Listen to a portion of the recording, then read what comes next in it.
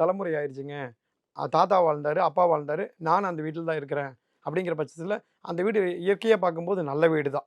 நல்ல வீடா இருந்தங்காட்டிக்கு தான் 3வது தலைமுறையும் தாங்கி பிடிக்கிறது.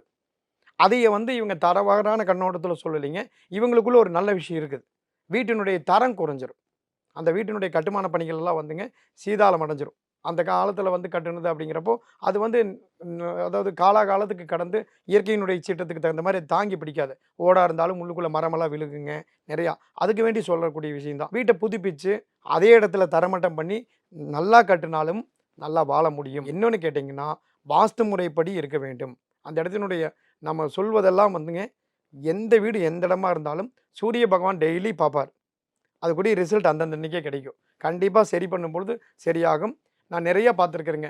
நீங்க கேட்ட கேள்விக்கு தொடர்ந்து இந்த விபத்தெல்லாம் சொன்னீங்க இல்லைங்க, கிட்னி பேஷண்ட்ஸ் இதெல்லாம் வந்து நெறைய பேருக்கு காப்பாத்தி குடுத்துருக்குறோம்.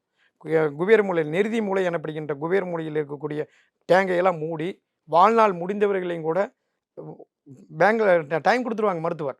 "உன்னை 1 மாசம், 2 மாசம் தான்" அப்படிங்க. அந்த மாரி நேரத்தில போய் காப்பாத்துனவங்கலாம் கூட ஒரு 6 வருஷம், 7 வருஷம் ரொம்ப வாழ்ந்துருக்கிறாங்க. இதெல்லாம் நம்மளுடைய அனுபவத்திலேயே நெறைய பார்த்துருக்குறோம்.